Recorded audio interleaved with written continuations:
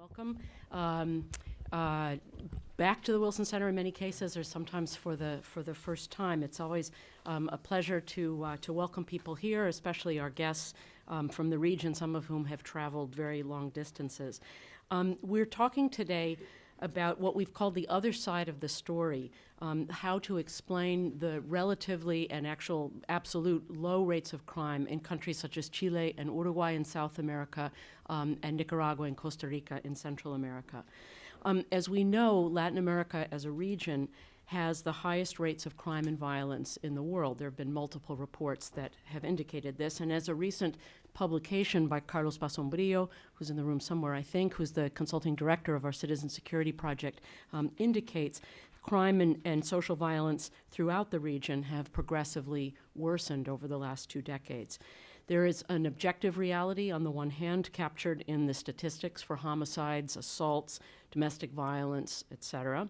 But there's also a subjective reality that involves perceptions of insecurity that are sometimes worse than the actual numbers might suggest. All of this notwithstanding, the countries that I have just mentioned have managed to reduce crime or to maintain rates that are far below the regional average. Our goal today is to understand why that is the case. What makes these countries exceptional? What institutional or social factors might explain the differences? Will countries be able to maintain their exceptionality in the face of deteriorating trends elsewhere and the emergence of new threats? And I'm talking specifically about the expanding activities and influence of organized crime, particularly in Central America, but also throughout the region. And what lessons might these 4 countries hold for other countries in the region, but also other areas of the world? It's my pleasure to welcome this first panel. We have 3 distinguished speakers with a wealth of experience. First, Gustavo Leal, who is an advisor for the Ministry of the Interior in Uruguay.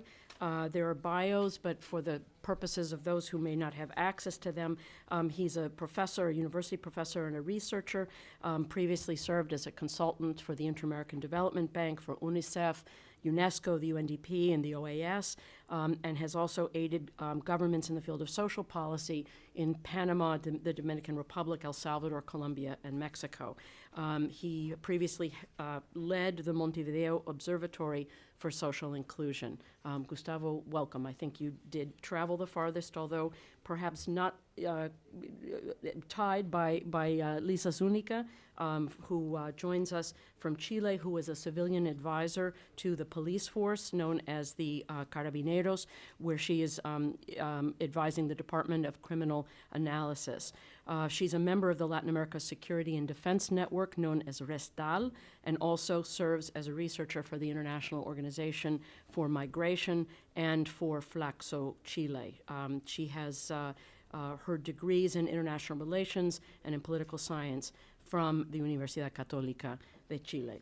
And then our final speaker on this program is Patricio Tudela, also from Chile, who is the Director of Analysis and Studies at the Fundación Paz Ciudadana in Santiago. Patricio is the Director of Research and Analysis there, a member of the International Association of Crime Analysts, a professor in the doctorate program in social sciences at the Universidad de Chile, and has been an advisor and has worked as a peer reviewer for a study produced by for Interpol by the director of the Colombian National Police, and also a member of the editorial committee for the Brazilian National Police Academy's Police Science Journal. So we are pleased to have with us people who have not only a wealth of experience in their own countries, but also a lot of experience taking their knowledge to other countries of the region and advising and making those connections. So I would turn over the microphone to our first speaker, Gustavo Leal. Muchas gracias. Por favor. While we're getting the PowerPoint set up, I'd simply like to make some thank yous, which I often forget to do. I see Kirsten Cowell from the Tinker Foundation. We're grateful that she's joined us from New York. We're also extremely grateful, as always, for the support of the Tinker Foundation.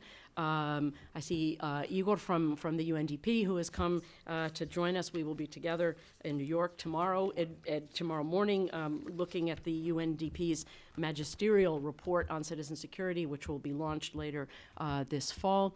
I would also like to thank our program associate, Christine Zeno, for doing all of the heavy lifting to bring this to about.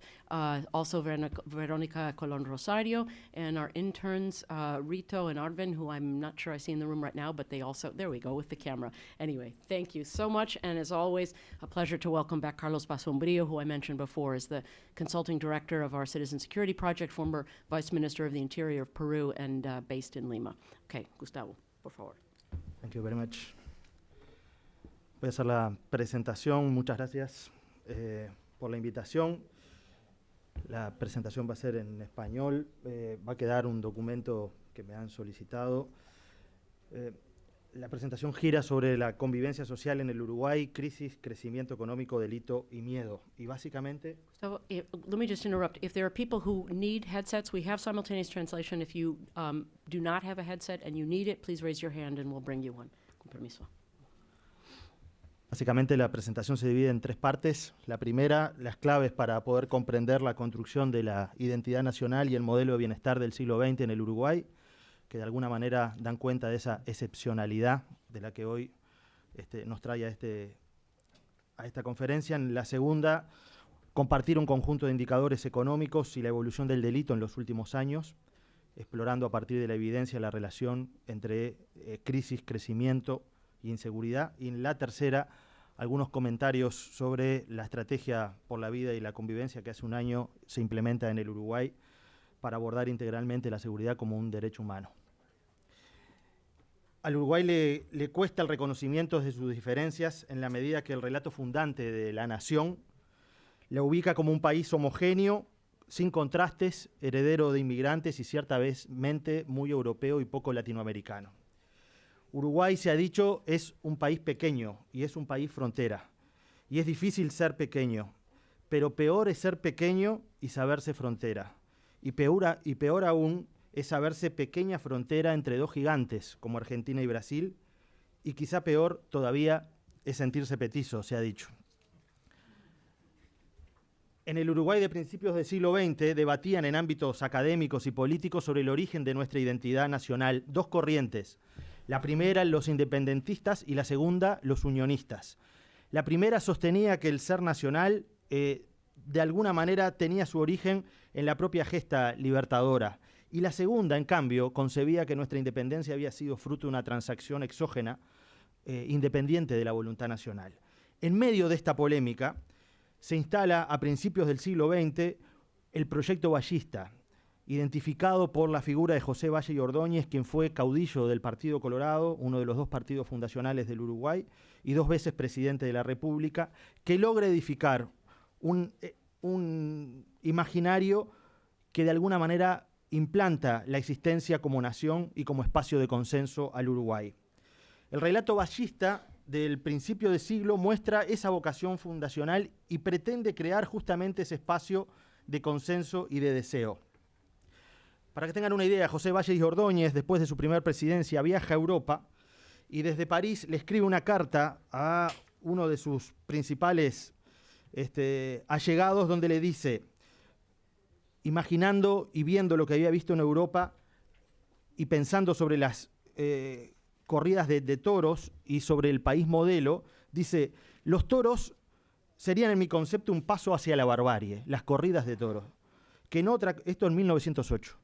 Que no es otra cosa que el placer que se experimenta ante el peligro de la vida en el hombre y ante el derramamiento de sangre, aunque esta no sea siempre la humana. Yo pienso que aquí, en el Uruguay, podríamos hacer para construir un pequeño país modelo, en el que la instrucción esté enormemente difundida y en el que se cultiven las artes y las ciencias con honor, en el que haya costumbres dulces y finas. De alguna manera, Valle y Ordóñez, a partir de ese conjunto de reformas que precipitó lo que podría denominarse la primera experiencia socialdemócrata en América Latina, imaginó cómo podría ser un territorio con las ventajas de las instituciones europeas, pero sin los excesos pasionales de sus habitantes. Podríamos definir a ese proyecto vallista como el espacio por el cual lo público aparece privilegiado ante lo privado, donde el Estado es percibido como el benefactor que invita a sus discípulos a participar al gran banquete que para estos ha preparado y donde las distancias sociales se aprecian en términos de cercanías y medianías. Se ha dicho que esa secuencia vallista, ese modelo vallista, de alguna manera hizo emerger una sociedad urbana de mediana identidad numérica, de mediano ingreso, de mediano nivel de logros y de medianas aspiraciones, aunque a su vez sobreabundante en las compensaciones simbólicas que idealizaron el estatus. El mito justamente de la medianía necesaria para la seguridad y la realización de ese Uruguay feliz es el que estuvo centrado en el concepto de la seguridad, del desarrollo de las clases medias y construido a partir de la existencia y un apoyo de un Estado asistencial y protector. La dictadura militar que se instaló en el año 73, sin lugar a duda, constituyó un punto de quiebre con todo ese relato, aunque el advenimiento democrático trajo después un relato tranquilizador para el país.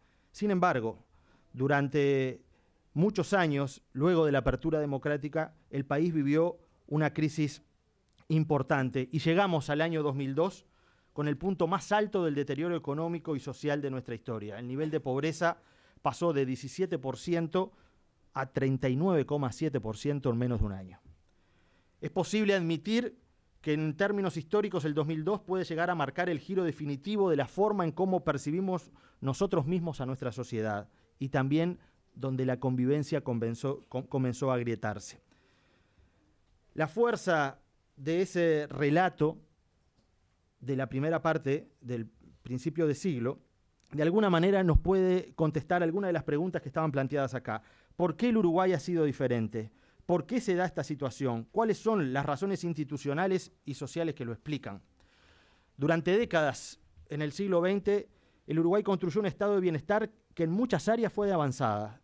Poderoso sistema de transferencias de renta, regulación del mercado de trabajo, instalación de la negociación salarial colectiva entre trabajadores, empresarios y el Estado, como fiel de la balanza, un sistema educativo extendido y de cobertura obligatoria desde 1876, junto a un fuerte peso de las políticas sociales estatales, que sedimentaron, además, un país liberal y anticlerical, pero fuertemente republicano en lo político. Los niveles de igualdad relativos en el país fueron altos, y nuestra dimensión poblacional, las características del territorio de penillanura suavemente ondulada, abonaron a su vez una característica en el relacionamiento social de los uruguayos, que es la horizontalidad en el vínculo, en una frase simbólica para nosotros que es nadie es más que nadie. Ahora voy a incursionar en la segunda parte de la exposición para contestar otras dos preguntas que son parte de la propuesta de esta conferencia. ¿Cómo evoluciona la situación? ¿Es posible mantener esta excepcionalidad hacia adelante con las nuevas amenazas que emergen? El nuevo siglo implicó para el Uruguay una transformación clave, he dicho. En el año 2012 el país vivió esa crisis social y política más importante de la historia. La dimensión de ese quiebre todavía hoy la estamos viendo y hay un conjunto de nuevas situaciones que han cambiado las claves de la convivencia y que obligan a repensar los mecanismos de control social. La crisis, como dije, llevó la pobreza del 39,7% de la población cuando se encontraba algunos años antes en alrededor del 15%. El desempleo registró niveles históricos de un 20%, se acrecentó la emigración, la indigencia pasó al 5% de la población y cerca de 160.000 personas se alimentaron en comedores populares autogestionados por los vecinos con aportes de víveres por parte del Estado durante la crisis.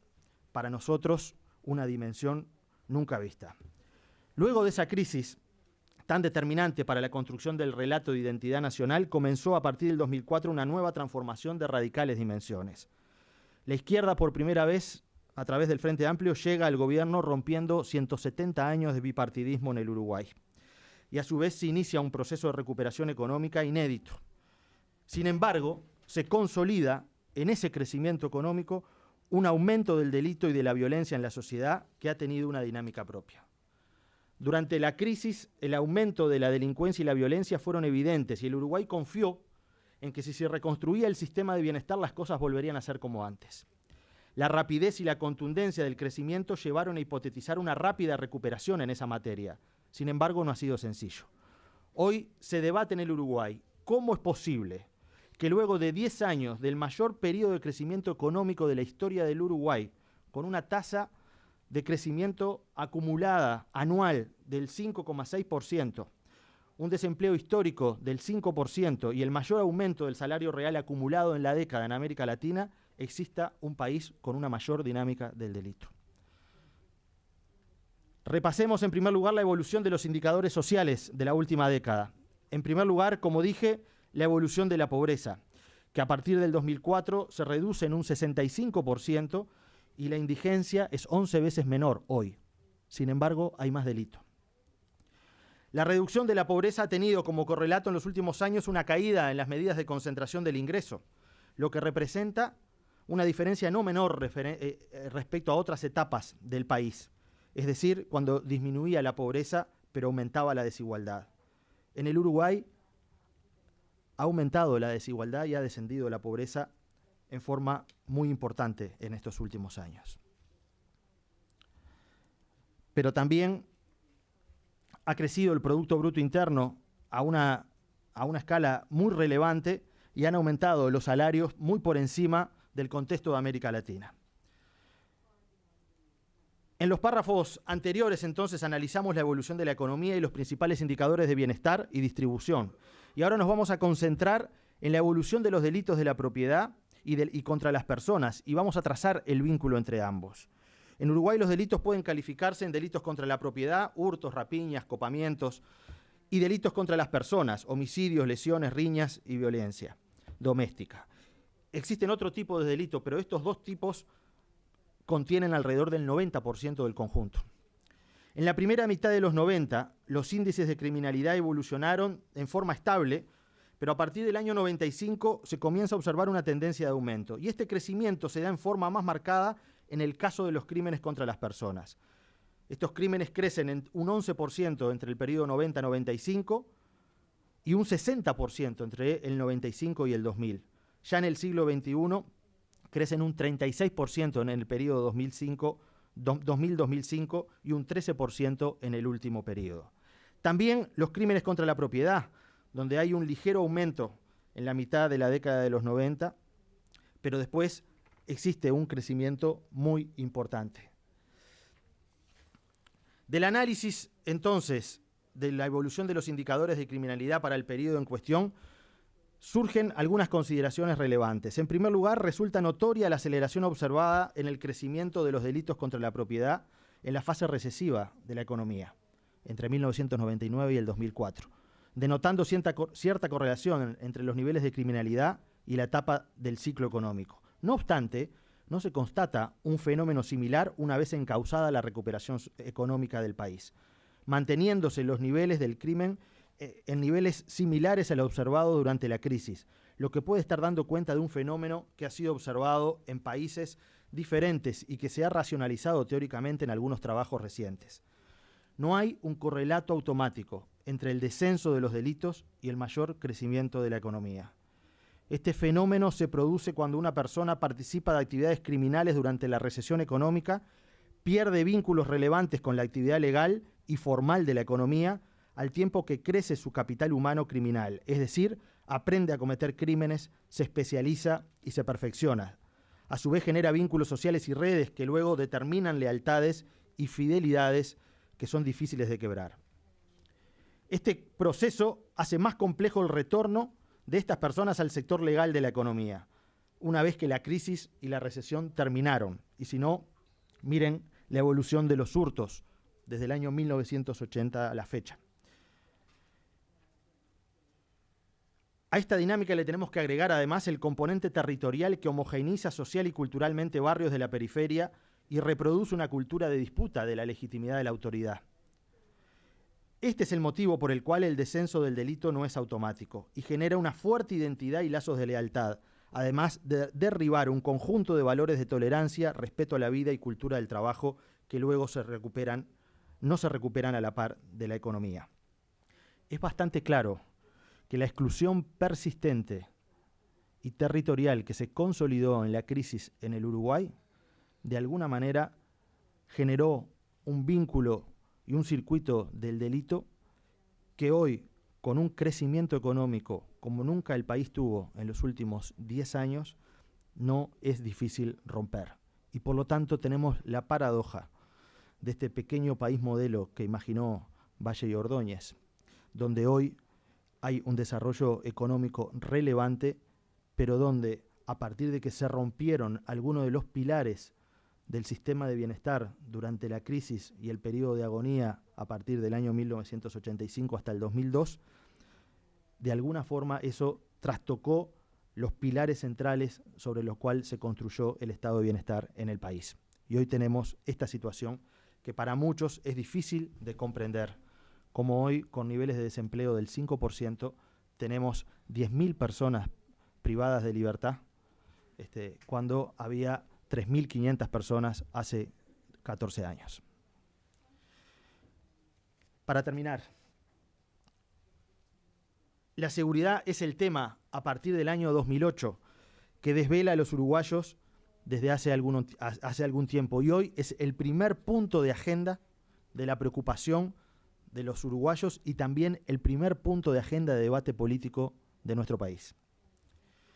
En junio del año 2012, hace exactamente un año, y luego de un conjunto de episodios vinculados a la seguridad pública, el gobierno lanzó una propuesta que denominó Estrategia por la Vida y la Convivencia, que constituye una síntesis política sobre cómo enfocar los problemas de seguridad desde una visión de izquierda. Es un abordaje conceptual que ha intentado amalgamar tres conceptos claves: la reciprocidad de los ciudadanos, donde se tiene que tener en cuenta que hay derechos y deberes, el ejercicio de los límites y la autoridad en contextos democráticos y el fomento de la convivencia social. La apuesta por la vida y la convivencia define una necesidad política, pero también una voluntad de construir o de reconstruir un relato de integración social que sea consistente con el proceso de crecimiento económico y de desarrollo del Uruguay. Esa necesidad política a la apuesta por la vida y la convivencia se funda en que debemos dar respuesta a un problema actual, pero que nuestra respuesta discursiva y fáctica no puede instalarse en forma permanente y monocorde en clave de seguridad pública.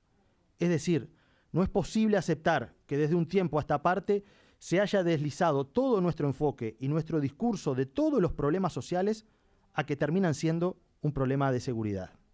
Y más aún, justificar muchas acciones sociales y políticas porque son de alguna manera preventivas del delito. Entrar en esa dinámica es pasar sin solución de continuidad de un extremo al otro, de pensar que el problema de seguridad no era relevante y que se explicaba porque en el país había crisis y que de alguna manera iba a ceder cuando hubiera un mejor desarrollo económico, a instalarse en el otro extremo, que es justificar acciones en función de un nuevo altar para un país laico, pero que es muy popular y demandado, como es la seguridad pública. La apuesta entonces a la vida y la convivencia define una voluntad de construir un relato de integración. Y haber centrado la acción del gobierno en la vida y la convivencia es una apuesta decidida a desplazar del relato público de la seguridad el miedo y la prevención del delito como leitmotiv de la construcción de políticas. Nos preocupa que hoy en América Latina las discusiones sobre las políticas sociales sean parte de las discusiones sobre la seguridad. La estrategia entonces pretende centrar la importancia de lo público como eje conceptual y las realizaciones para mejorar la integración y la felicidad.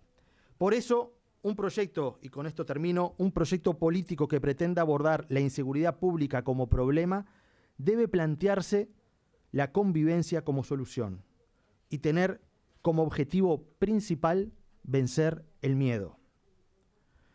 No es posible desarrollar una estrategia de seguridad en base a la saturación policial, a un policía en cada esquina, un policía en cada cuadra, un policía en cada casa.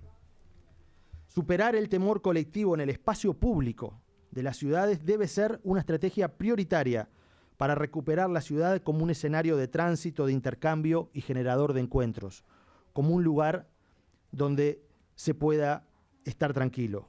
Porque el miedo es una experiencia individualmente experimentada, socialmente construida y culturalmente compartida. Son las personas las que experimentan miedos y, sin embargo, es la sociedad la que construye la noción de riesgo, amenaza y peligro y genera, a su vez, unos modos de respuesta estandarizada que reactualiza ambas nociones y los modos de respuesta según los diferentes periodos históricos. Una sociedad con miedo es una sociedad ingobernable.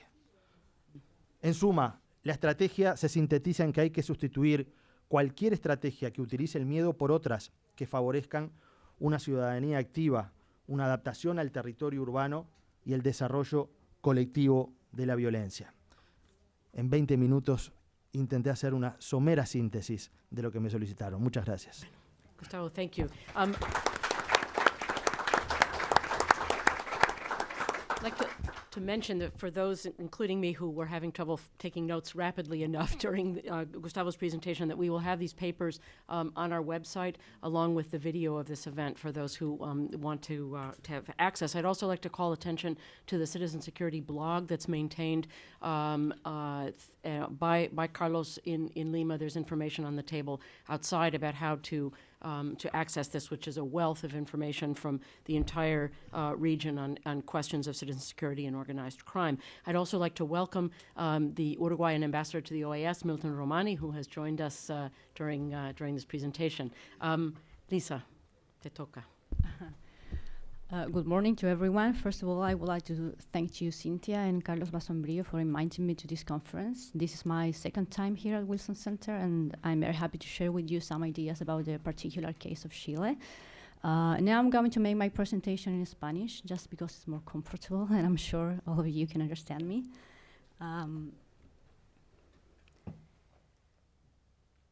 Lo que voy a presentar son 5 ideas que me motivó a presentar la invitación.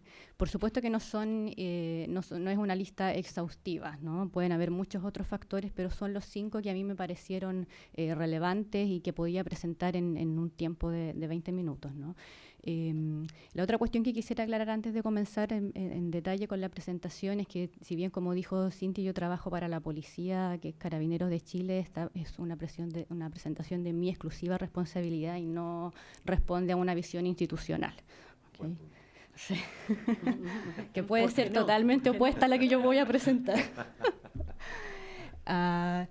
Primero, un factor que me parece relevante que explica la particularidad de Chile es el tipo de violencia que nosotros vivimos, el tipo de delitos. Cuando vi el título de la conferencia y decía ¿por qué tenemos menos delitos? Yo dije, a ver, no sé si tenemos menos delitos, tenemos delitos diferentes, ¿no? Y este gráfico, que corresponde a la última encuesta de victimización que se hizo el año pasado, refleja esa realidad. Primero, una victimización baja respecto del resto de los países de América Latina, y segundo, una victimización enfocada, como se ve ahí, la columna más alta, perdón, del gráfico, es el hurto, ¿no? Que es un delito que afecta monetariamente en menor medida a las personas, ¿no? Son robos de menor cuantía, ¿okay?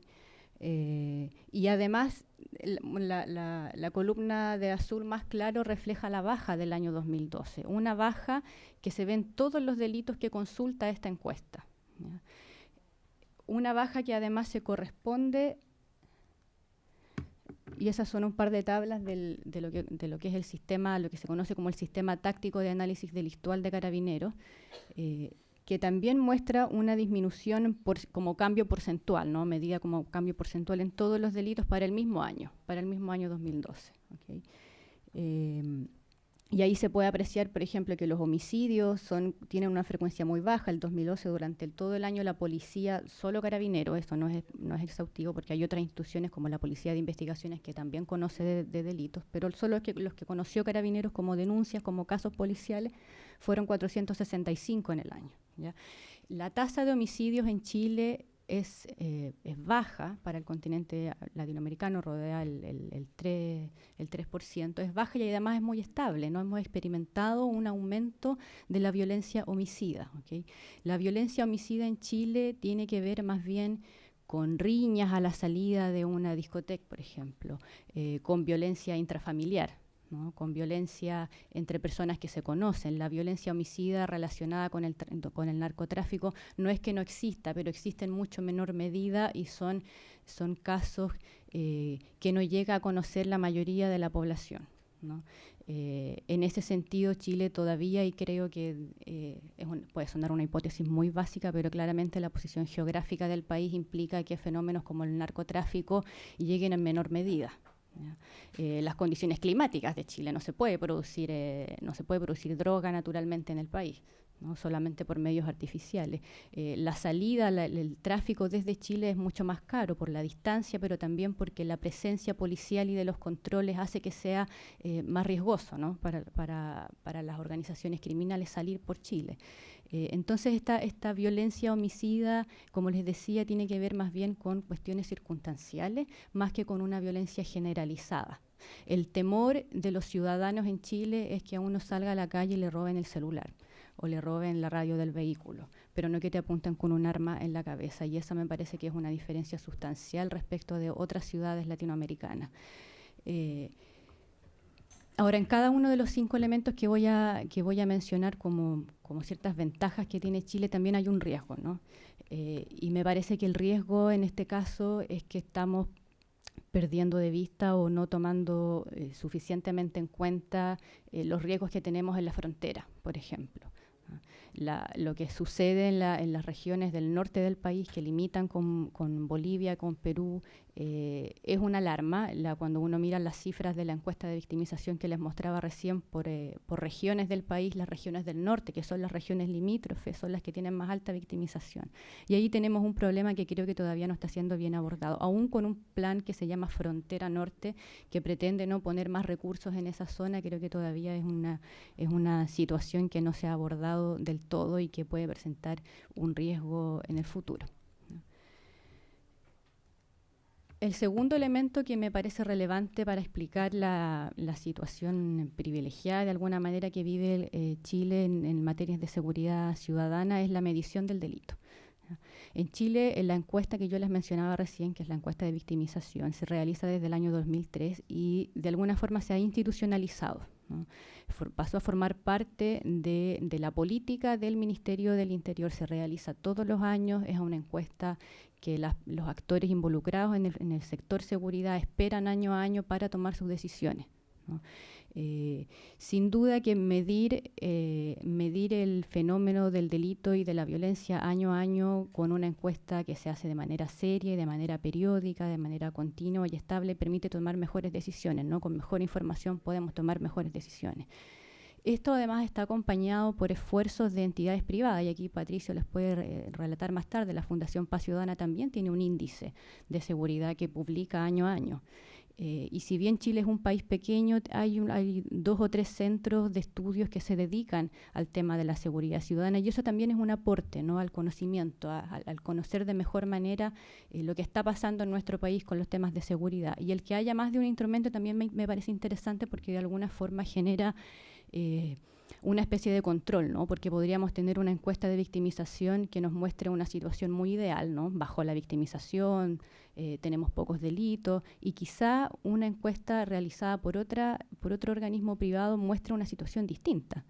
Y los delitos que conoce la policía también muestran una situación distinta. Si así fuese el panorama sería preocupante, ¿no? Porque uno podría entrar a sospechar de algún manejo de datos, por ejemplo. Sin embargo, lo que hemos visto en Chile es que hay bastante coherencia entre los distintos instrumentos que miden la victimización, ¿no? Por supuesto con diferencias metodológicas, con diferencias en las cifras, pero el panorama general que ha venido mostrando de descenso ha sido común a todas las fuentes de datos que uno puede recurrir, ¿no? Y ahí puse una pregunta que es la que me parece donde está el riesgo en este sentido. En Chile, tanto la encuesta de victimización como los delitos que se conocen por la policía y que se van analizando día a día, se han agrupado en el concepto de los delitos de mayor connotación social. desde hace ya un tiempo que manejamos ese concepto para enfocarse, ¿no? Para focalizarse en los delitos que son más relevantes numéricamente y que también son más relevantes para la población, como son el homicidio, la violación, los delitos en general contra la propiedad y los delitos violentos contra las personas, ¿no? Pero creo que es momento de preguntarse qué tan válida sigue siendo esta definición de delitos de mayor connotación social, si realmente está representando los niveles de violencia que estamos teniendo en el país. Y a propósito de eso, traje un par de gráficos. Estos son los delitos de violencia sexual que son conocidos por Carabineros de Chile, ¿no? El último año, el 2012, ahí se ve una baja, pero es porque solamente está representado el primer semestre del 2012. Pero ya el primer semestre constituía la mitad de lo que había pasado el 2011. Entonces, si tuviera el gráfico completo, que lamentablemente no lo alcancé a traer, probablemente sería un poco superior a la cifra del 2011. Y este es un crecimiento no tan abrupto, pero hay un crecimiento en la cantidad de casos policiales relacionados a delitos de violencia sexual. Y lo que se está analizando a través de las encuestas de victimización y a través de los llamados delitos de mayor connotación social es solo la violación, ¿ya? No hemos llegado a un concepto más amplio de violencia sexual, no lo estamos midiendo, ¿ya? Sin embargo, y aquí hay otro antecedente, el 78% de los casos de violencia sexual tienen que ver con abuso sexual, no con violación. Las violaciones son las menores, ¿ya? Y ese es un tema que no se está analizando, que no hemos llegado a una definición de lo que en la criminología en otros contextos se ha desarrollado como un continuo de la violencia sexual, ¿no? La violencia sexual no es solo la violación puede ser el último paso, ¿no?, al que llegamos. Y en ese sentido este puede ser un riesgo, una temática que no estamos tomando en cuenta. Y así hay otras más. Por ejemplo, las encuestas de victimización en Chile no distinguen por etnia. Entonces nosotros no tenemos conocimiento certero respecto de, por ejemplo, el pueblo mapuche, que es el pueblo originario más numeroso en Chile, si están siendo más victimizados, por ejemplo, ¿no?, en algunos delitos. Tampoco sabemos si los inmigrantes en Chile, que han estado creciendo constantemente en los últimos años, están sufriendo de alguna manera algún trato policial diferente por el hecho de ser migrante.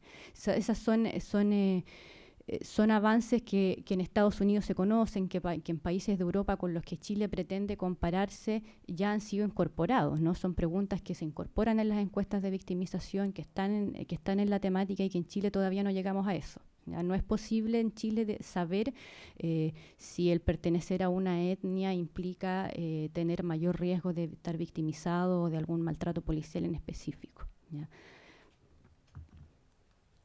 Un tercer elemento que me parece relevante para explicar el caso chileno es lo que podría denominar una política pública relativamente estable, ¿no? Si bien en Chile pasa como en todos los países, cuando hay cambios de gobierno hay redefiniciones de la política pública, ¿no? Pero cuando uno empieza a mirar, y esta es una tabla muy, muy sucinta, ¿no?, de lo que han sido las políticas públicas de los últimos años en Chile. El 2004 se hizo lo que fue la Política Nacional de Seguridad Ciudadana. Después, el 2005, se definió la Estrategia Nacional de Seguridad Pública, y ahí hubo un cambio conceptual, ¿no?, de ciudadana a pública. Y el actual gobierno tiene lo que se llama el Plan Chile Seguro. Y cuando uno empieza a mirar los ejes, las directrices de estas tres políticas, que además corresponden a gobiernos de distintas tendencias, bueno, los dos primeros de la concertación de Partidos por la Democracia, pero el último de la Alianza por Chile de derecha, y uno se da cuenta que las líneas gruesas de la política pública han sido más o menos las mismas, ¿no? Se ha instalado en el medio la idea de que tenemos que hacer prevención, además situacional y comunitaria y social, que tenemos que tener políticas de rehabilitación y de reinserción, que tenemos que además tener un eje de control y de sanción, ¿no? Y esos ejes han sido más o menos estables, ¿no? Con cambios en las definiciones, con cambios en los nombres, ¿no? Pero finalmente, cuando uno ve el detalle de cuáles son los grandes lineamientos de la política pública, ha habido una especie de continuidad, ¿no? El riesgo de esto es que la centralización ha afectado obviamente la política a nivel local. ¿Ya? Eso todavía es una deficiencia en Chile. Y la otra deficiencia relevante es que si bien todas estas políticas públicas han definido como un eje central hacer evaluaciones y hacer seguimientos, esa todavía es una parte débil. Todavía no conocemos con tanta certeza y con rigor científico qué es lo que ha funcionado y por qué. Un cuarto elemento son los factores institucionales, y aquí me podría extender muchísimo, pero me voy a referir principalmente a algunas modificaciones constitucionales que permitieron, entre otras cosas, la creación del Ministerio del Interior y Seguridad Pública, que sin duda fue un avance. Antes de eso, las policías tenían una especie de doble dependencia porque estaban administrativamente alojadas en el Ministerio de Defensa, que era una herencia del gobierno militar, de la dictadura, y con este cambio institucional, lógicamente, pasan a estar en una órbita que es la más propia de las policías, ¿no? Que tiene que ver con la seguridad pública. Este cambio de la creación del ministerio, que finalmente se promulga la ley el año 2011, viene a coronar un periodo en el que se construyó lo que a mí me gusta llamar como la comunidad de seguridad pública, ¿no? Que es como una analogía que me gusta hacer respecto de la comunidad de defensa que se hizo en Chile en el retorno a la democracia. Un tema muy relevante para el país eran las relaciones civiles militares, ¿no? Y se construyó una especie de comunidad de defensa con muchos profesionales y civiles que colaboraron para mejorar estas relaciones, para hacer los libros de la defensa. Muchos de ellos se incorporaron al servicio público, logrando construir una nueva relación en ese ámbito. Y en el ámbito de la seguridad ciudadana también se ha construido y se ha instalado en el ministerio, y como decía, también en centros de estudio, en universidades, una amplia comunidad de profesionales que cada vez se ha ido especializando más en el tema. Y sin duda que eso me parece relevante. No es lo mismo llegar a un país y decir, bueno, ¿quién es el experto acá en seguridad ciudadana? Y sale uno, quizás, ¿no? En Chile podemos encontrar una comunidad activa en el tema, ¿no? que se ha ido especializando. Y sin duda yo creo que eso ayuda a explicar un poco una dinámica importante en los temas de seguridad ciudadana. Gracias. Estaba mirando, chocando la cabeza. Otros temas institucionales que no los voy a profundizar mucho, pero tienen que ver con los bajos niveles de corrupción, con la alta confianza que tiene la ciudadanía en la policía. Creo que no estoy diciendo nada nuevo, eso ya hace mucho rato que se viene diciendo respecto de Chile, que la policía goza de alta confianza. Sin embargo, el riesgo en temas institucionales está en la falta de transparencia y de rendición de cuentas de las policías. En Chile se copió hace un par de años el modelo Comstat, y tenemos lo que se llama el Sistema Táctico de Análisis Delictual del STAT, que uno de sus objetivos no es mejorar la rendición de cuentas de la policía. Sin embargo, bueno, todavía llevamos poco tiempo, entonces no se ha medido todavía el impacto de este sistema en esta área, que sigue siendo muy sensible, ¿no? Todavía más con las movilizaciones sociales que han sido numerosas en los últimos 2 o 3 años y que ponen en jaque el actuar de la policía en materias que no son el control y la represión del delito, sino el cómo actuar frente a las protestas sociales. Y esa es una debilidad institucional que todavía no se aborda, ¿no? Todavía no logramos... había un avance. Carabineros ahora tiene, por ejemplo, un departamento de derechos humanos, que sin duda me parece un avance. Muchos pensamos que nunca habría un departamento de derechos humanos en Carabineros de Chile, sin embargo ahora ya lo hay. Cuánto logre hacerse de ese departamento todavía está por verse, es una cosa bastante nueva, pero todavía hay asperezas entre la institución policial y, por ejemplo, las universidades o el Instituto de Derechos Humanos, que sacan informes años a años y que ponen en el tapete, ¿no?, el tema de la violencia policial. Y ahí todavía, y los medios de comunicación, sí. Y ahí todavía tenemos asperezas y tensiones que la policía no reconoce o que cuesta mucho que reconozca. El último factor, y estoy en el límite de tiempo, ¿no? ¿Sí? Bien. El último elemento, y este es un gráfico medio complicado, pero era solo para no poner más letras, estuve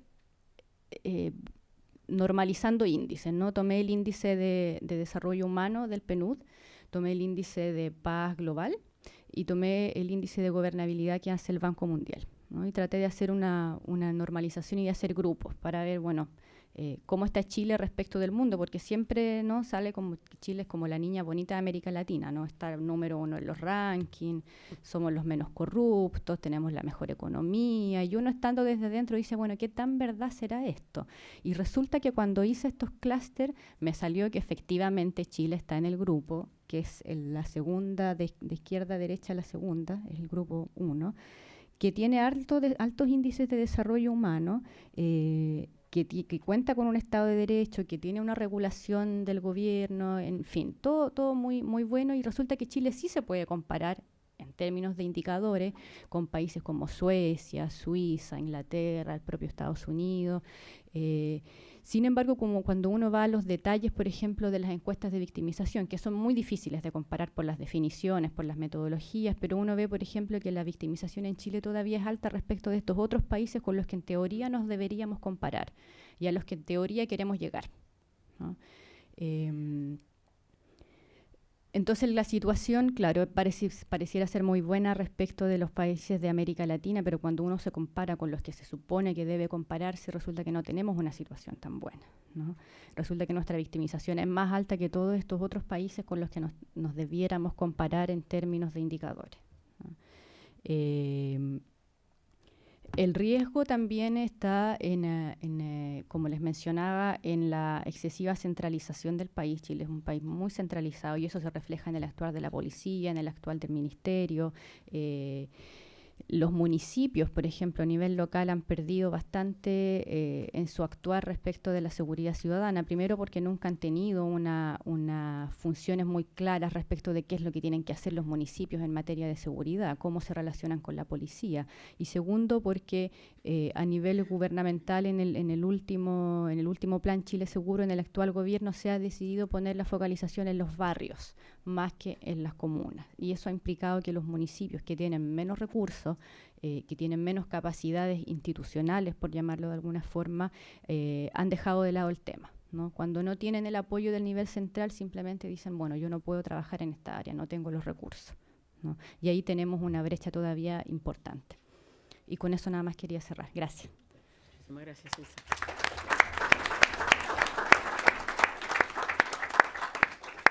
Finalmente, Patricio.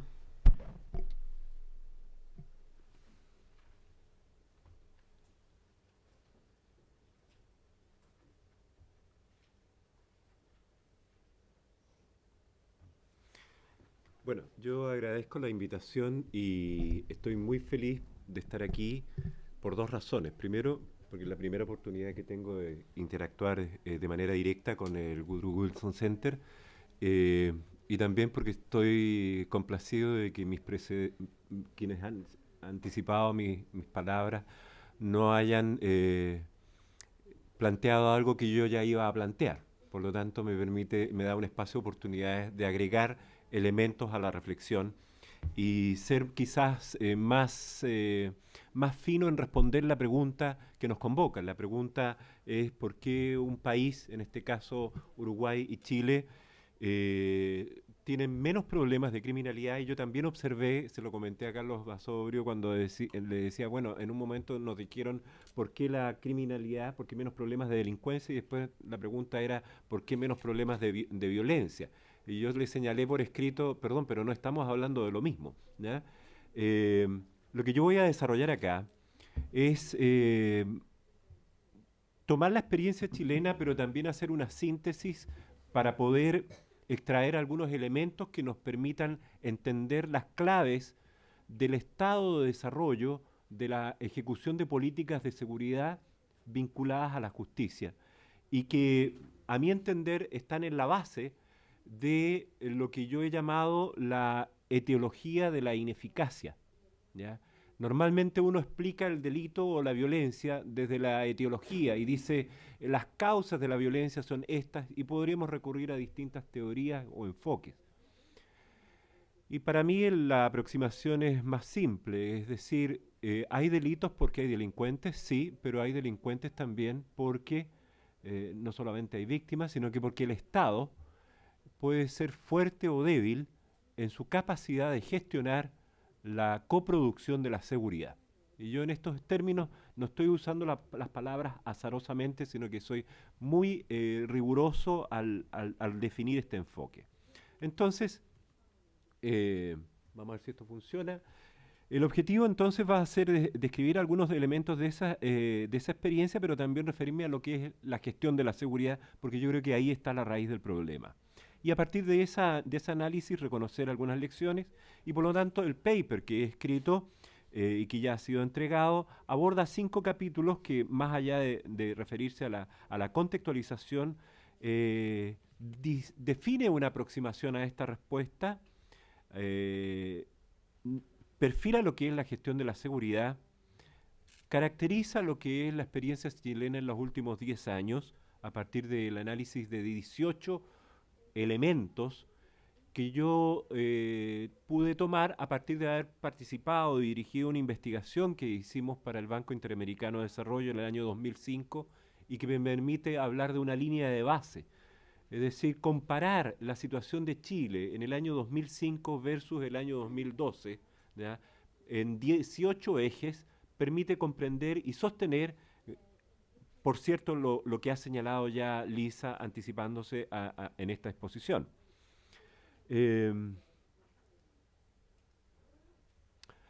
Hay algunos conceptos centrales que me gustaría destacar primero. Hay algunos procesos políticos y sociales que inciden en las expectativas y en torno a lo que es la oferta pública o a lo que se espera que el Estado haga en materia de seguridad y justicia. El escenario sociopolítico e institucional, a mi entender, es más determinante que la existencia de ciertos niveles de pobreza, de desigualdad, que no desconozco como que no jueguen un rol, sino que lo que estoy intentando hacer es que, a pesar de esos elementos que se dan en la mayoría de los países, no es solo el hecho de que exista baja pobreza, ¿ya?, o que la elasticidad de la recuperación de la sociedad en materia de delito o reacción del delito frente a la crisis económica sea mayor o menor, sino que es la existencia de ciertas condiciones de funcionamiento del Estado chileno y sus órganos lo que permite explicar el estadio de desarrollo en la actualidad. Por lo tanto, es legítimo hacerse preguntas como, por ejemplo, qué atributos y prácticas deben adquirir las instituciones para adecuarse a las nuevas exigencias y responder adecuadamente, o qué atributos son fundamentales en una política pública de seguridad para el caso chileno, ¿ya?, y qué rasgos y prácticas sociopolíticas son propias y fundamentales para la construcción de seguridad. Pero para eso también habría que mirar que, más allá de las pocas cifras confiables, es necesario establecer ciertos parámetros y un marco de referencia sobre la naturaleza del problema, porque lo primero es entender de qué estamos hablando y cuál es la naturaleza del problema y calibrar si los problemas y su naturaleza están siendo abordados con estrategias y capacidades y competencias adecuadas desde la perspectiva de los órganos del Estado, ¿ya? Y a partir de eso, entonces, de definir un modelo interpretativo y un par de hipótesis que es las que voy a presentar. Los problemas de delincuencia, entre comillas, no son solo aquellos directamente asociados con la existencia del crimen en la sociedad, sino que también son otros como la violencia y el temor.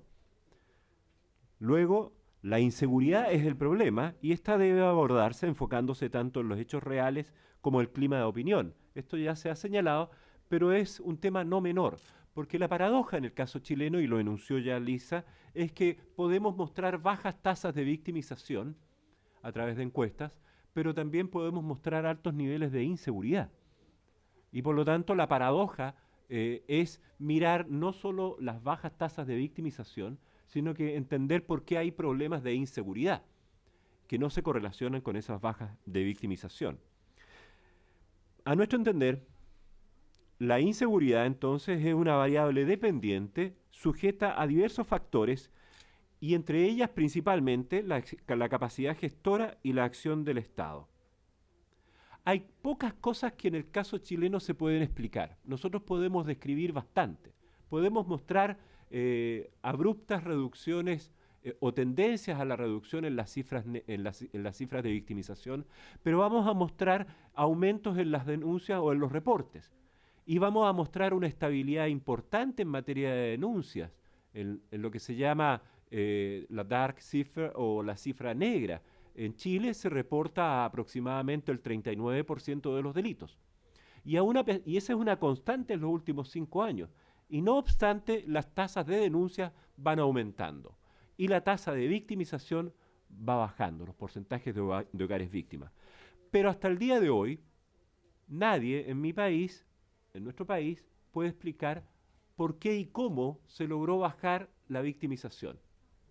O por qué y cómo aumenta los reportes ante la policía, más allá de señalar que habrían más sucesos y que hay una mayor o menor disposición a denunciar. Entonces tenemos una falencia. Somos campeones para generar datos, cifras, pero tenemos una gran debilidad para explicar eso, ¿ya? Luego, dentro de la aproximación a la respuesta, es necesario, a mi entender, poner atención en lo que llamamos el backstage o en la trastienda. No en lo que se suele mostrar, sino que en lo que sucede en el lado oscuro de la luna, que nunca vemos. Es decir, en cómo actúa el Estado. Porque el Estado y los órganos muestran cifras promisorias, muestran cosas muy positivas, pero también habría que correlacionar esos logros con las suficiencias o insuficiencias en términos de capacidad de gestión, ¿ya?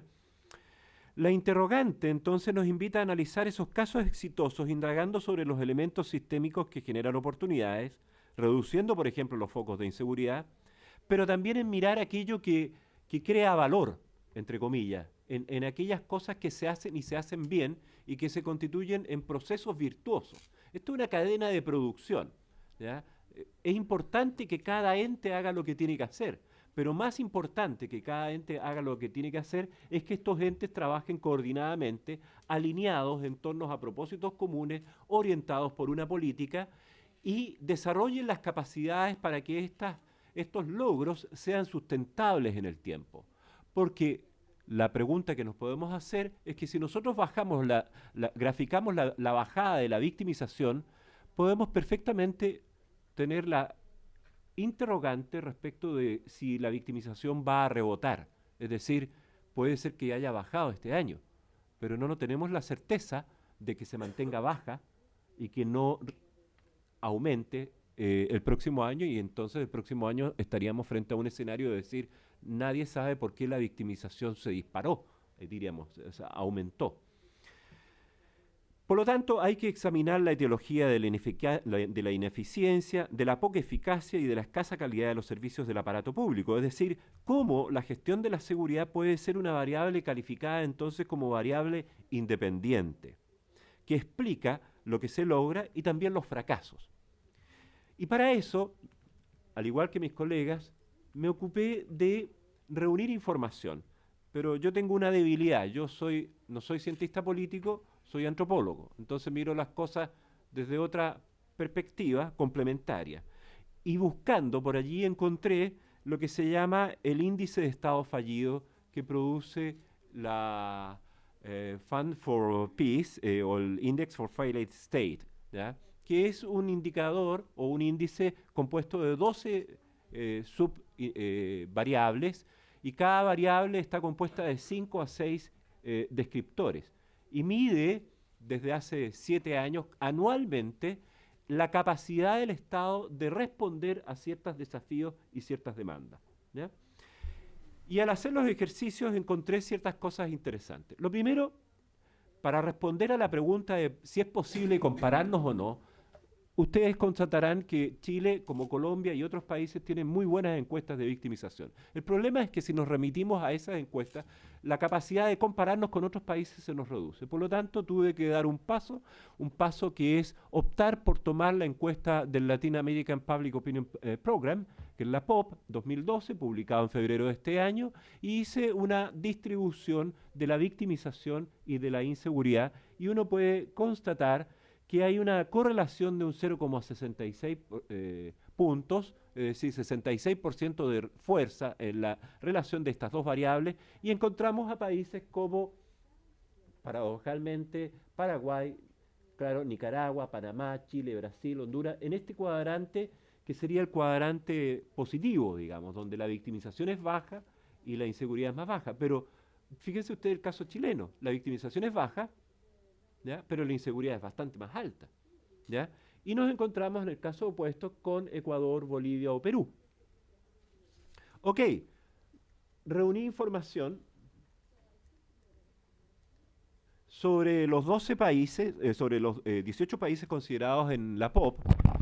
Los indexé, hice una semaforización y encontré distintas relaciones. Lo que está marcado en verde significa que es positivo y lo que está marcado en rojo es negativo, ¿ya? Y van a ver el caso chileno y el caso de otros países que muestran que hay una cierta capacidad del Estado que se correlaciona entonces con bajos niveles de victimización o problemas de delincuencia. Incluso se demuestra que no es la tasa de policías por habitante el indicador más exacto. Esas correlaciones están en esa tabla y voy entonces no a abrumarlos con estas cifras porque están en la publicación, en el paper que se entregó, pero voy a decir dos cosas que me parecieron relevantes. De las 12 variables que analicé y de las 28 relaciones que van desde altas o correlaciones altas hasta dudosas, ¿ya? Particularmente vinculados con el índice de Estado fallido, en particular sus componentes de servicios públicos y aparatos de seguridad, la mayoría se relacionan con casos de variables tales como el porcentaje de pobreza e indigencia urbana, que resulta ser positivo, el índice de desarrollo humano, que resulta ser negativo, es decir, a mayor índice de desarrollo humano, ¿ya? Hay menor estado fallido, por así decirlo. ¿De acuerdo? La tasa de homicidios, que resulta positivo, es decir, a mayor estado fallido, mayor incapacidad o mayor deficiencia en la capacidad gestora, en la capacidad de actuación del Estado frente a los problemas de seguridad, entonces mayores tasas de victimización, de homicidio. Y se relaciona también con un componente de que si hay mayor nivel de desarrollo humano, si hay mayor capacidad estatal, si hay estados más fuertes en términos de eficiencia y eficacia, entonces el apoyo a la democracia resulta ser más alto, ¿ya?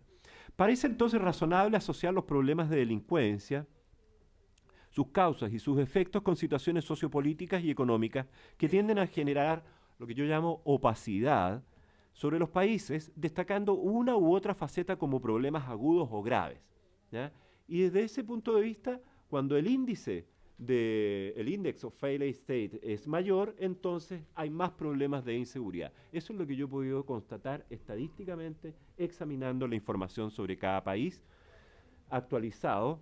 Y entonces hago una gráfica de dispersión nuevamente y observo que efectivamente el caso chileno, ¿ya?, se ubica en una posición bastante favorable cuando se relaciona con la victimización, pero cuando se habla de inseguridad aparecen otros casos. Y esto confirma la tesis de que el problema no es por sí solo la criminalidad reportada a través de las encuestas de victimización, porque quiero decir que los reportes de denuncia para mí son inútiles en tanto son estadísticas oficiales que las policías suelen construir para graficar o demostrar lo que hacen. Pero las estadísticas policiales no permiten hablar de la criminalidad o del comportamiento criminal en estricto rigor si consideramos más aún que en el caso chileno de 10 delitos solo se reportan 4. Por lo tanto, hablamos con una parcialidad de información importante. Y por lo tanto, y ahí yo llamo la atención y incurro en un error. Ayer, cuando hice este cálculo, tomé los presupuestos en Chile en materia de seguridad y de justicia, y la afirmación es que se correlaciona esto eventualmente con cuánto destina el Estado per cápita anualmente, medido en dólares, ¿ya?, a promover o a garantizar la seguridad y la justicia en cada país. La verdad es que en el caso chileno puse $277 porque el dólar subió hace 3 semanas, subió bastante y en realidad debería ser por el orden de $300 anuales, es decir, menos de $1 por año, ¿ya? Por día, perdón, al año por persona, ¿ya? Eso es lo que gasta. Habría que ver cuánto gastan los demás países, ¿ya?, en estas materias para extraer algunos elementos de juicio. Sobre la gestión de la seguridad, ¿qué elementos son claves? El correcto y oportuno dimensionamiento de la naturaleza de los problemas de inseguridad y, por cierto, la gestión asociada a las políticas, las estrategias y las acciones que deberían aprenderse o emprenderse. Una de las principales dificultades de la gestión de la seguridad es precisamente la calidad de la gestión. Es decir, no hay necesariamente agregación de valor, hay un actuar no alineado y descoordinado entre las instituciones, y cuando no hay, y al mismo tiempo no hay orientación a resultados y noción de mejora continua. ¿Esto qué significa? Estas afirmaciones las hago yo a partir de haber mirado efectivamente lo que se constató para Chile año 2005 comparado con la situación de hoy. ¿Hay tránsito? ¿Hay avances? Sí, en varios aspectos, en la línea de lo que ya anunciaba Lisa, pero por cierto que esto no es algo acabado y concluido. Aquí hay transiciones que se han iniciado, algunas más rápidas, otras más lentas, en diversas facetas. El punto de fondo radica en que los estados, como se plantea ahí, necesitan tener capacidades. Y esas capacidades demandan que exista aseguramiento de eficiencia y de eficacia en cada una de las intervenciones. Que exista un sistema estructurado que sea capaz de generar esos productos y esos servicios que precisan en materia de seguridad y de justicia. Y por lo tanto, lo que hice fue mirar cómo funcionaba la política de seguridad ciudadana, los mecanismos, el sistema, su impacto y su eficacia, y el control y la evaluación. Me voy a saltar algunas de las láminas para ir básicamente a destacar algunos cambios positivos. Ha habido fortalecimiento institucional en algunos sectores y niveles del aparato estatal. Los sistemas de información para diagnósticos compartidos oportunos han mejorado. Eso permite establecer prioridades y monitorear desde la perspectiva de la seguridad objetiva y subjetiva.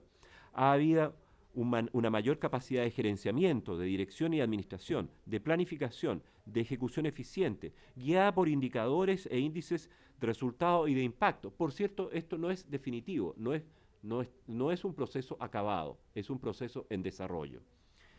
Ha habido reformulación e innovaciones en las estrategias e intervenciones.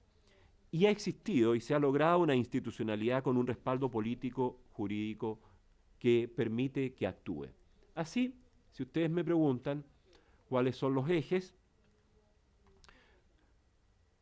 ¿qué ha pasado en Chile en los últimos 10 años y que permite explicar la posición de Chile en relación a los demás países?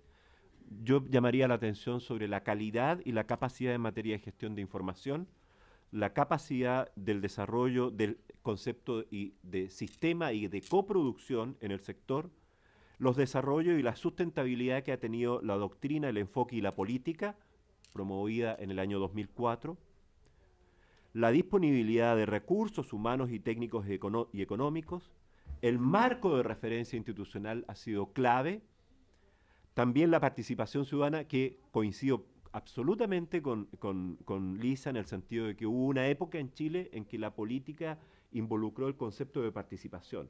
Pero esto se fue pendularmente a un extremo en que en algún momento de la historia, en los últimos años, se ha trabajado más el concepto de política de seguridad pública que el concepto de política pública de seguridad. Es decir, trabajar la seguridad desde la lógica del Estado y la participación ha perdido espacio.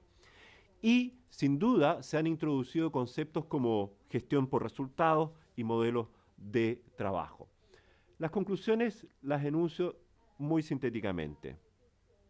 Si nosotros queremos buscar la respuesta entonces a la pregunta ¿por qué Chile está en una posición quizás más favorable que otros, Uruguay y otros países, habría que detenerse y recomendar que a partir de esa experiencia es importante mirar y promover el desarrollo de la institucionalidad necesaria, ocuparse de la asignación de los recursos, la generación de mecanismos y de facultades en formas innovadoras de actuación, consolidar la capacidad gestora de los gobiernos locales, promover la interacción entre el sector justicia y seguridad, porque este es un binomio indisoluble, ocuparse de la modernización del Estado en cada uno de sus órganos y entes, y eso implica ocuparse también de la capacidad de regulación y de medición de lo que hace, promover políticas basadas en el conocimiento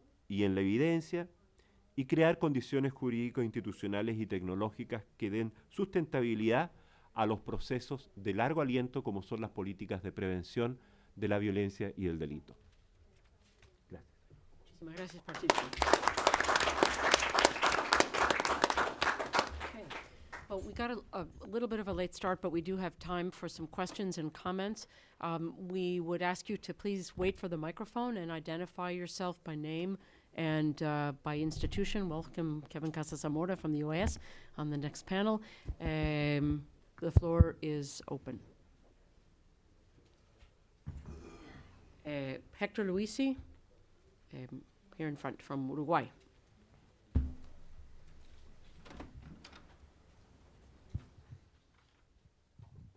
Thank you. Thank you very much, Cindy. As usual, splendid event. Un comentario nada más a la excelente presentación de mi compatriota, y es de que la crisis económica del 2002-2003 es una crisis económica totalmente endógena, o sea, viene del contagio de Brasil y de Argentina. Y se le agrega a ello el hecho de que de nuevo Uruguay le encuentra una salida única a esa crisis con el apoyo de toda la sociedad. Es simplemente un comentario de que esa crisis, que efectivamente fue la más grande en la historia de nuestro país, fue una crisis que por primera vez no fue causada por nosotros mismos. Hemos tenido muchas crisis causadas por nosotros, pero esa no fue una. Muchas gracias. Others. Kevin, here. Front. Thank you, Cindy, also for the very kind invitation. Muchas gracias a todos los panelistas, la verdad que disfruté mucho y aprendí mucho. Nada más quisiera hacer un comentario sobre algo que me llamó la atención en la presentación de Gustavo. Hacia el final de la presentación él hacía un comentario que lo hacía en clave de advertir contra esta tentación de convertir a la seguridad en el norte de toda la política pública, cosa que yo comparto. Yo creo que esto no es deseable. Ahora bien, si así fuera, no es del todo descabellado. A fin de cuentas, la obligación central del Estado es proveer el bien público de la seguridad. Todo lo demás viene a partir de ahí. Pero en esa clave, él decía una frase que, perdón si no la cito verbatim, nos preocupa que las políticas de seguridad sean parte de la discusión sobre política social. Palabras más, palabras menos.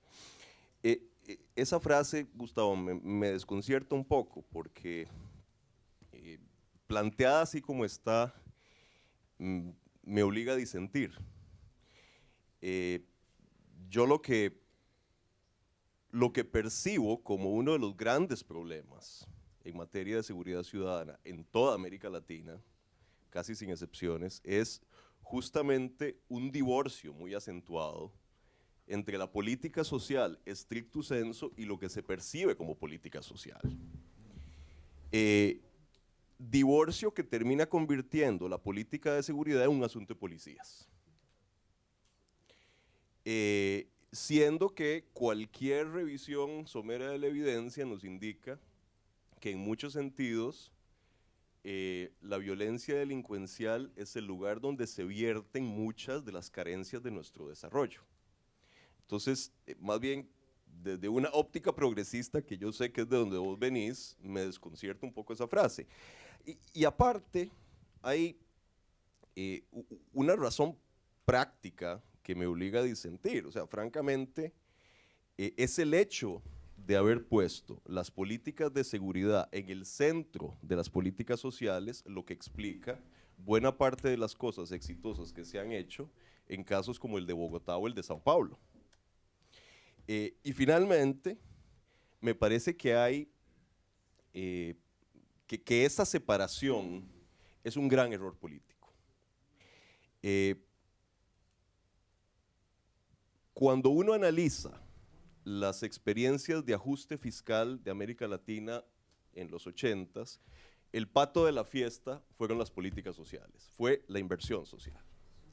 En la medida en que nosotros resaltemos la importancia instrumental que tienen las políticas sociales para efectos de seguridad, es una forma de blindarlas políticamente.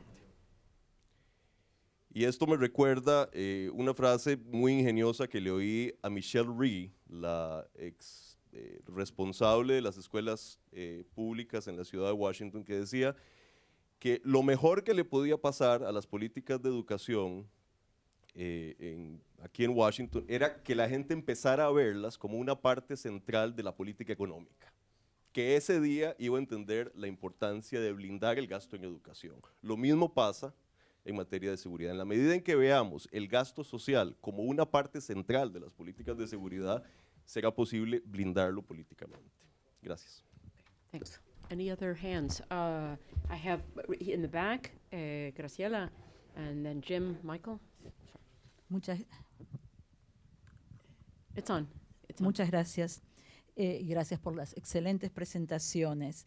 Hemos visto en estas Graciela, presentaciones... perdón, can you introduce yourself just, yeah. Graciela Reyes de Uruguay. Hemos visto en estas presentaciones que el debate en realidad se centra entre los conceptos de seguridad y justicia. Y mi pregunta es, ¿los gobiernos deben abocarse a medidas punitivas o deben priorizar el fortalecimiento de las instituciones democráticas y respeto de los derechos humanos? ¿O cómo pueden estos dos conceptos aunarse? And then final question in this round, Jim, down here. All the way. También Jim Michael, consultor. Former Assistant Secretary of State quiero for agradecer- Inter-American Affairs. Para que Quiero sepan. agradecer también Muy modesto. las presentaciones. Y, mi pregunta es que el Uruguay y Chile tienen la ventaja de tener instituciones nacionales fuertes. Y en los países de alta incidencia de delincuencia, en muchos casos no tienen ese recurso y cuentan más con la capacidad a nivel local que mencionó la señora Zúñiga. Quisiera escuchar las impresiones de los panelistas sobre el rol del gobierno municipal, local, en la ejecución de una estrategia integral, como las acciones del señor Tudela, en tener más eficiencia, digamos, en la lucha contra la criminalidad. Right. And I'd like to take the advantage of being moderator to pose one last question, which I'll do in English, pidiéndoles permiso. All of the presentations talked about the importance of a strong and capable state and strong and capable institutions. These are precisely things that are lacking in countries that are experiencing high levels of crime and violence. Entonces la pregunta es, ¿cómo fue posible en Uruguay y Chile construir o reconstruir estas instituciones que ahora tienen tanta capacidad para fomentar e implementar políticas públicas? Okay. ¿Quién quiere comenzar? Let's start with Patricio and go backwards. 2 o 3 minutos nada más. Porque Tres datos a la causa respecto de la pregunta y voy a contestar las dos preguntas en el fondo. Efectivamente, Chile es un país altamente centralista todavía. Los procesos de descentralización no son conclusivos, sino que son procesos de desconcentración. Tenemos 2 policías nacionales, tenemos una reforma a la justicia, tenemos un ministerio público, es decir, el Estado tiene, es un Estado fuerte en ese sentido, pero no es la fortaleza la importante, sino que es la capacidad gestora, o sea, la medición de la eficiencia y de la eficacia. Y Chile tiene una paradoja. es uno de los pocos países donde los municipios, los gobiernos locales, no tienen facultades para intervenir directamente en temas de prevención del delito. Entonces, la inquietud que nosotros tenemos es que podemos ser un país que, a contrario de toda la tendencia internacional y de todas las experiencias del mundo, sea capaz de mantener niveles sustentables de seguridad o bajos niveles de inseguridad sin que los gobiernos locales sean protagonistas activos.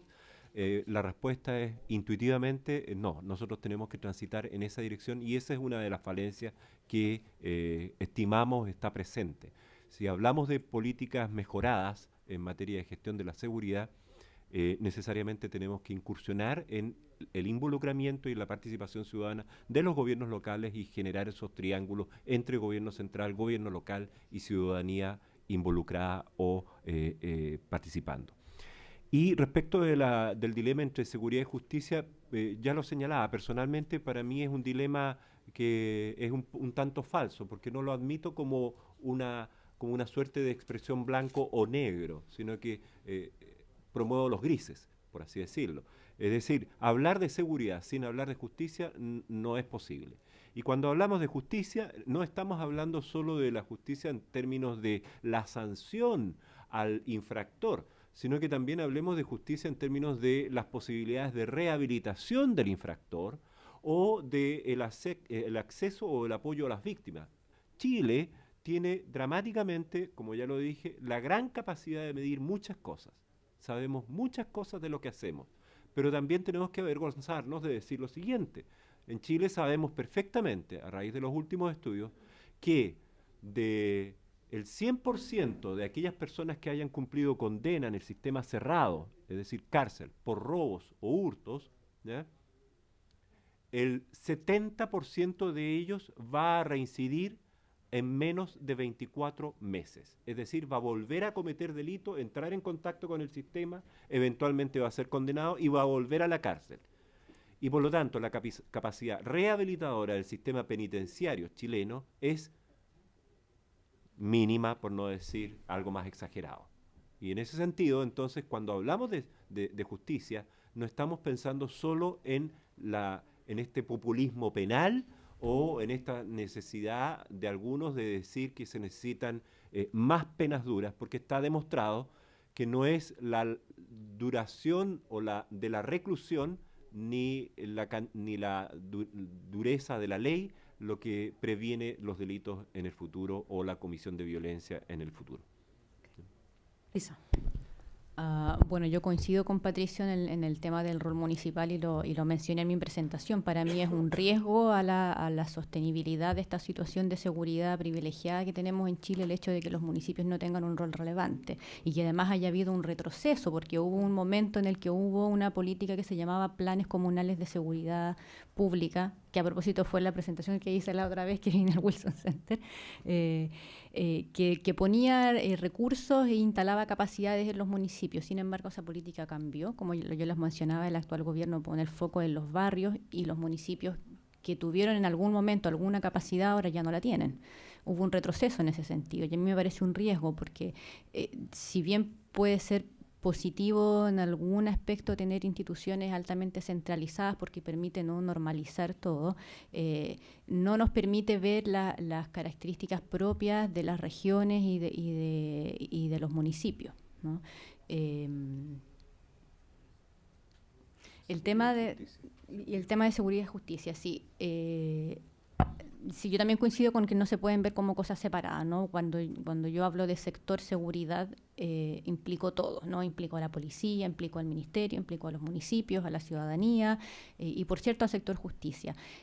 Una debilidad en el caso chileno me parece que todavía nos falta integrar más a la gendarmería, que es el servicio que se encarga de la administración penitenciaria. Todavía es una institución que le falta profesionalizarse y que todavía falta comprender que es parte del sector, ¿no? El tema de la administración penitenciaria suele quedar fuera, ¿no?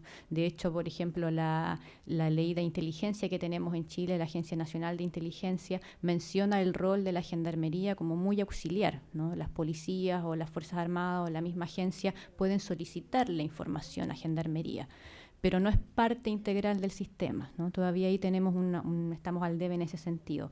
Y la pregunta que hizo Cindy respecto de cómo fue posible esto de construir instituciones fuertes, yo creo que podríamos estar todo el día hablando del tema porque hay muchos factores. Ciertamente que probablemente la dictadura también tiene un rol que jugar ahí, ¿no? De instituciones muy potentes. Pero yo también recuerdo mucho el periodo de la administración de Ricardo Lagos, donde se instaló un discurso público de que en Chile se respetan las instituciones. ¿Ya? Eso fue una característica que a mí me pareció muy relevante en el discurso de este presidente en particular, ¿no? De instalar en el ideario, en el imaginario social de que en Chile las instituciones se respetan, de que se respeta la policía, de que el Ejecutivo no critica los fallos del Poder Judicial, por ejemplo, ¿no? Me parece que esas pueden ser sutilezas que están en el discurso, pero que son relevantes para ir construyendo, ¿no? Una sociedad que respeta sus instituciones. Eso, gracias. Bien, tenemos 2 minutos nomás, pero 2 comentarios quiero hacer a cuenta de alguna otra instancia.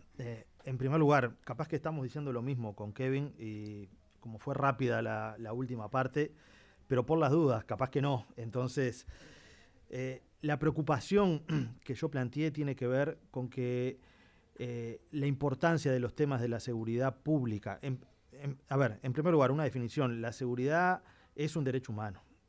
Y como eso es, y como tal, es algo que el Estado tiene que garantizar como línea de base, como lo mínimo y básico para garantizar la convivencia. Pero en nuestras sociedades, y particularmente en el Uruguay, y también en América Latina, los temas de seguridad pública han pasado a ser los temas de la agenda central de las sociedades y las preocupaciones centrales de las sociedades. Por lo pronto, de acuerdo a muchos estudios del Latinobarómetro, los temas de seguridad pública son parte de la nueva agenda de preocupación en el ámbito social, que después se traduce también en el ámbito político. Y lo que yo planteo es que nosotros no podemos mirar desde el ojo de la seguridad todos los problemas de la sociedad. Es decir, a mí me preocupa cuando, por ejemplo, hablando de educación, se plantea que es un problema de seguridad el fracaso escolar. Y la alternativa a cuando los niños dejan de ir a la escuela es que la policía de proximidad los vaya a buscar y los contacte. O que el problema de los jóvenes que no estudian ni trabajan en las sociedades es un problema de seguridad. Yo creo que el llegar de entrada o el aterrizar a través de esa pista es un abordaje equivocado. Yo no niego de que hay problemas sociales que terminan generando problemas de seguridad, pero la focalización absoluta a que todos los problemas sociales son un problema de seguridad nos lleva a que si nuestra única herramienta que nosotros tenemos es un martillo, siempre vamos a terminar respondiendo los golpes. Entonces, ese es el punto. Es un punto que me parece que vale la pena discutirlo, de cómo la agenda de la seguridad pública de alguna manera ha permeado la construcción de una cantidad de discursos y de una cantidad de respuestas en otras áreas que no tienen que ver estrictamente con los temas de seguridad.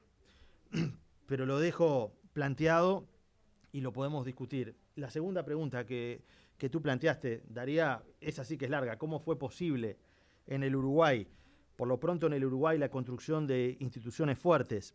Yo por eso en la presentación hice un poco de historia y algo de anécdota sobre el origen de la construcción de la identidad del país y de lo que fue a principios del siglo XX el peso de lo que se denominó el vallismo como corriente política que de alguna manera instaló la construcción de la institucionalidad moderna en el país. Pero básicamente ahí la clave es la construcción de capacidad estatal. Construcción de capacidad estatal decidida desde el año bueno, desde principios del siglo pasado. En el caso del Uruguay, nosotros tenemos una larga historia de haber, por ejemplo, estatizado un conjunto de servicios públicos tempranamente a los ingleses. Tenemos una separación de la Iglesia del Estado del año 1918 y el desarrollo de una capacidad estatal en todas las áreas sociales. Entonces, esa capacidad estatal, la construcción de capacidad estatal, yo creo que es una clave que tiene que ver en el caso uruguayo, con una mirada de larga trayectoria, que es lo que ha dado y es lo que ha generado justamente ese relato de excepcionalidad que muchas veces se habla en el Uruguay. Y yo quiero terminar simplemente con una cita de un expresidente de la República, que en el año, fíjense, ¿no? En el año 1957, él hace una anécdota de un viaje que había hecho a Europa, y se estaba encontrando en Europa con el presidente de una comuna suiza. Y entonces él le dijo, bueno, se agradecieron ambos que estaban en esa reunión, y este presidente en el año 1957 le dijo: cuando en Suiza tuve el honor de asistir a un banquete, el presidente de la comuna me dijo: nos honramos de saber que usted es un expresidente del Uruguay, la Suiza de América. Y el expresidente dijo: y cuando me tocó hablar, yo le dije a él, mirándolo a los ojos: me honro de estar en Suiza, el Uruguay de Europa. Entonces, esa construcción que es una construcción discursiva, pero que de alguna manera tiene un sedimento en una serie de aspectos que en el Uruguay son bastante profundos y que son parte de la forma de entender la construcción social. Un Estado laico, un Estado fuerte, que no necesariamente es un Estado enorme y grande, pero sí es un Estado fuerte, que tiene una fuerte presencia en muchas áreas y con una fuerte presencia además en el ámbito de los programas sociales y de las políticas sociales. Thank you very much. We've had, I think, an outstanding set of presentations, a great debate that we will continue in the second panel. We are under, as usual, a great deal of time pressure, so we will invite the members of the second panel, Carlos Paz-Sombrio, the moderator, to join us. We'll do a quick switch. If you need the restroom real fast, it's over here to the left. Please come back in 5 minutes. Thank you.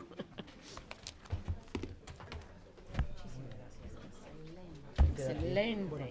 Bueno, y tenemos la copia electrónica. Tenemos la copia electrónica.